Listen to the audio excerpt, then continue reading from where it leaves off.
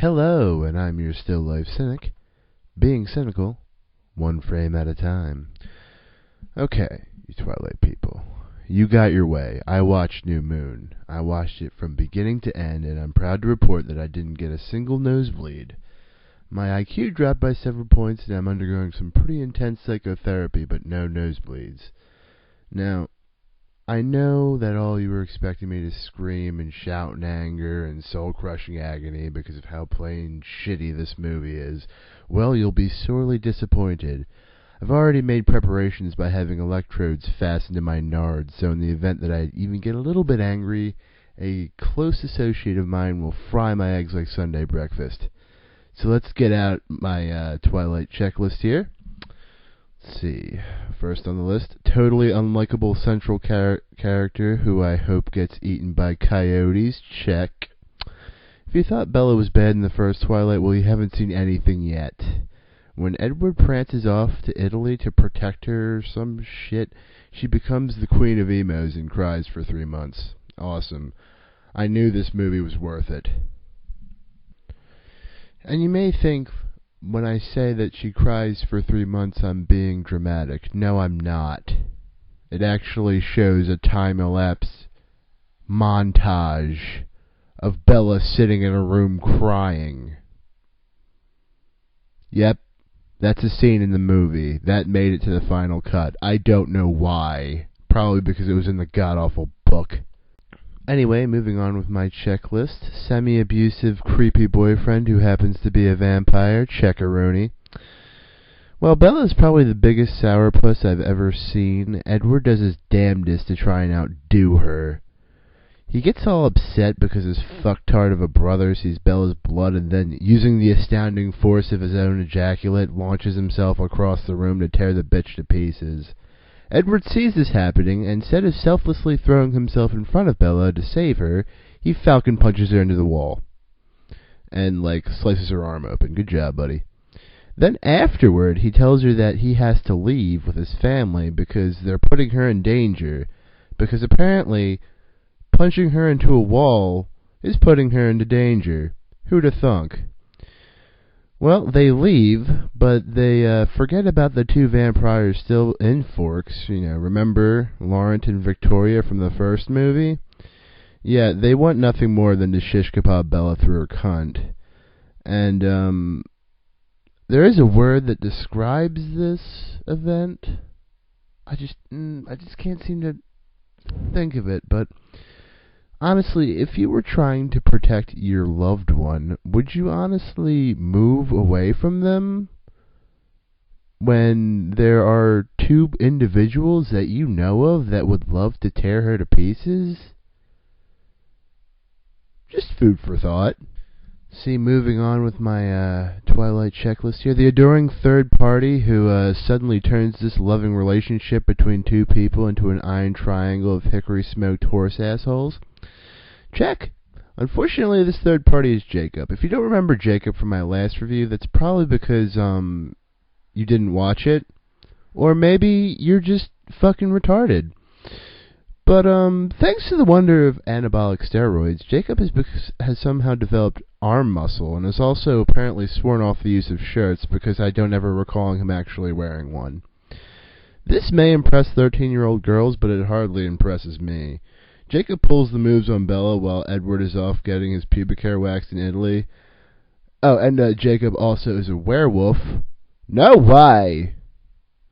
While Jacob thinks he's wooing Bella with his Caesar hairdo and rippling pectoral muscles, he fails to realize that Bella's making him do whatever she wants with the false promise of letting him touch her boobs.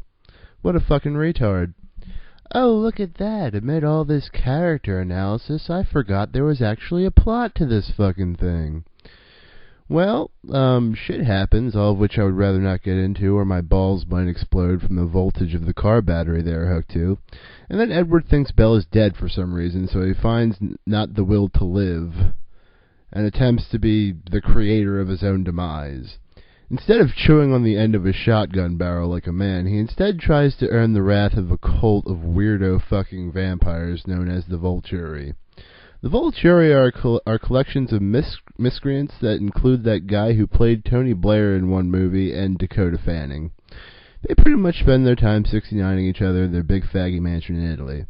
Despite being from Italy, however, they have pretty distinct English accents. That's pretty weird. How does Edward plan on gaining their ire, you ask? Well, by proving the existence of vampires. And how does he go about doing that? Well, he plans to step out into the sunlight in front of people, whereupon he will sparkle like a Teletubby and somehow people will know that he's a vampire for whatever reason. Everyone knows vampires sparkle. I mean, come on. Well, I didn't actually know until Twilight. And unless there's a book called Twilight in the Twilight universe, everyone is just going to think that Edward is just a shirtless, glittery fag. Which he is.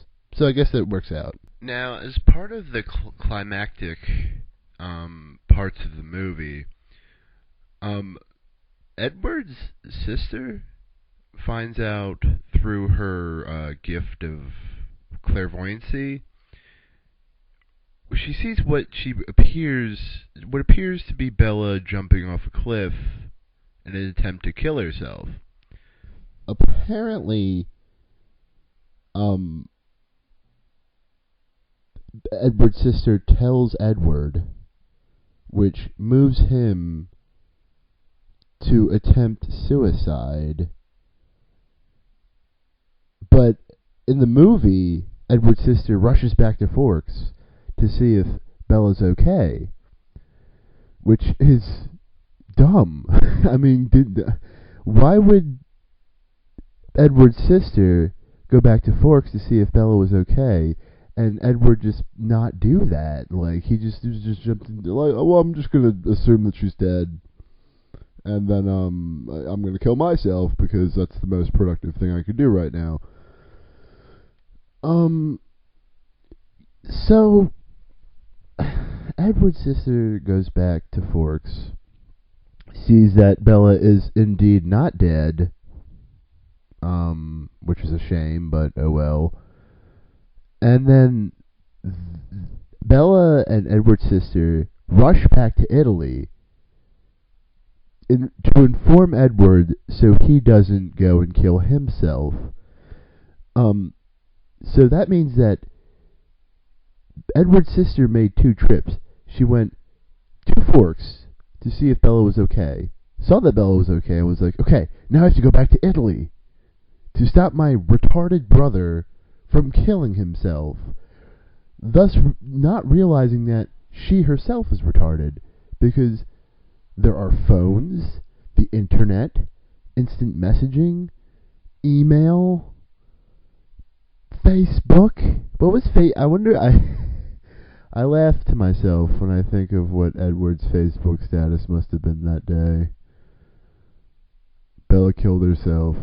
I think I'm gonna kill myself. LOL. And you're just like, you can't take this movie seriously anymore. It's just trying too hard to draw parallels between itself and Romeo and Juliet. You're just, in fact, the opening scene is Bella has a copy of Romeo and Juliet sitting right next to her head, and the audience just face palms in unison because they're like, are you serious? Like, is this seriously trying to draw some kind of parallel with Romeo and Juliet? No, you fail. Stop it. Okay, alright, I'm getting charged up, so I better, for the sake of my manhood, which is now in great danger, I'm going to retreat. Just take a breath. Okay, alright, let's continue. Now, there's this common misconception among Twilight fans going around that this movie is actually superior to the first one. If you think that, you're probably high, because this movie is thousands of times worse than the first one. Yes, I'm actually saying that this movie is worse than the movie I reviewed before. And you're probably asking yourself, Alex, why do you think that? Well, for one thing, watching the first one was annoying. It was a bad movie. However, watching this one was torture. I would rather have bamboo slits shoved under my fingernails than watch this movie again. In fact, I had to stop it several times in order to purge the evil from my asshole. And when a movie gives you diarrhea, that's a bad movie right there. Seriously, it's... Hey there, Alex. Oh! Hey, Rageface. What are you doing here? Oh, I was just wondering if you knew. Oh? Knew what? If you knew that new moon made more on its opening day than the Dark Knight. What? But that can't be. All you have to do is look at the profit margins, Alex. It's all right there. But no merciful God would allow this to happen. Well, Alex, did you know? Did ya?